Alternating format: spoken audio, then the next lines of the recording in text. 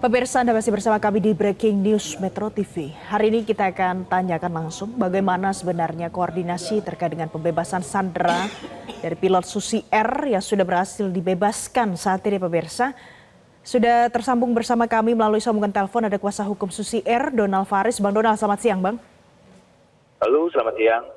Bang Donald, sejauh ini bagaimana komunikasi negosiasi yang dilakukan sampai akhirnya sudah berhasil dibebaskan Philip Mark Mertens?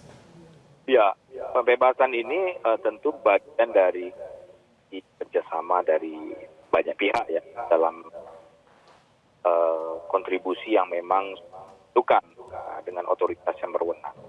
Nah, Susi Air tentu juga melakukan upaya-upaya mengarah kepada upaya pembebasan tersebut sampai kemudian secara voluntary atau secara sukarela penyandera membebaskan Philips yang sudah 1 tahun 7 bulan sandera KB, begitu kira-kira. Bang Donald, pada saat pertama kali dibebaskan, apa yang disampaikan oleh Kapten Philip? Kami belum bertemu secara langsung. Kami mengamati proses ini dengan baik. Memang ada tanda-tanda mengarah kemudian lebih konkret itu dibebaskan.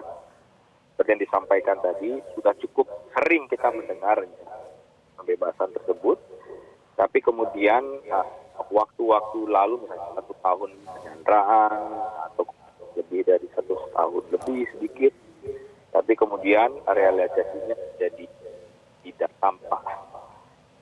Mulai agak jelas, 17 September kemarin, ada surat yang memang dikeluarkan oleh KKB, teknis pembebasan pilot Susi Air. Di situ kalau kita baca surat yang dikeluarkan KKB tersebut dijelaskan teknis atau mekanisme pembebasan. Kemudian para pihak yang kemudian terlibat dalam pembebasan tersebut, ada teman-teman yang cukup familiar di publik seperti Bu Sultan, mewakili Amnesty International. Nah, itu kemudian kita lihat ini sinyal yang agak kuat mengarah kepada proses. Susi Air dalam posisi tahu proses tersebut, memperhatikan dari secara seksama proses itu, sehingga ya kita sangat bersyukur alhamdulillah itu bisa terjadi hari ini tepatnya. Bang Donald, tapi sejauh ini bagaimana keterlibatan bantuan yang diberikan dari Susi Air sebagai maskapai tempat pilot Philip ini bekerja? Ya, karena ini sudah menjadi di awal ya, sudah ada proses negosiasi yang dilakukan dan kemudian kasusnya kemudian diambil alih oleh otoritas negara untuk melakukan pembebasan. Dibentuklah tim khusus, ATEN, dibentuklah personal khusus, atau juru runding khusus yang memang bisa kiranya menempuh kelompok-kelompok tersebut, karena kan posisinya di hutan. Nah, dalam proses pembebasan yang kemudian sudah diambil oleh negara, maka kemudian posisi Susi Air adalah sebagai supporting dari tim yang dibentuk tersebut. Sekiranya ada hal-hal yang dibutuhkan untuk membantu, untuk mempelancar dasar informasi, dokumen, atau hal-hal lain, mohon maaf saya tidak bisa sampaikan secara spesifik kontribusi konkret atau detail, konkret secara detail, karena ini berada pada wilayah yang sangat konfidensial untuk kita bisa sampaikan kepada publik.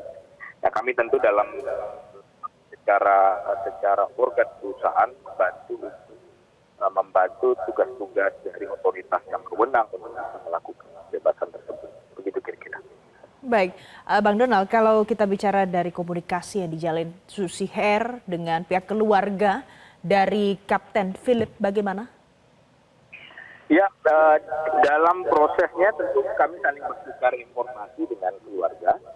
Keluarga memang juga tidak pernah langsung dihubungi oleh KKB ya, karena kan metode komunikasi yang dibangun oleh KKB selama ini itu cenderung dibuat satu arah.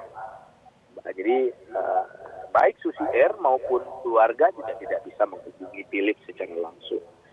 Kalau kita runut ke belakang, informasi-informasi yang disampaikan oleh pihak KKB pada waktu itu cenderung bentuk pernyataan media yang disampaikan oleh juru bicara mereka secara tertulis maupun dalam bentuk video, kemudian disebarkan kepada rekan-rekan media atau melalui berita-berita koran lokal yang juga disampaikan. Dari situ kemudian video Philips di minggu-minggu awal, di bulan-bulan awal itu juga kita peroleh. Sehingga memang kami dari segi perusahaan tidak diberikan akses berkomunikasi langsung dengan Philips pada waktu itu. Begitu juga keluarga.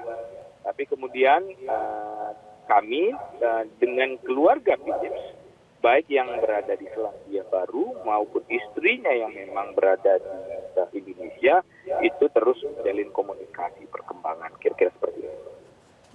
Oke.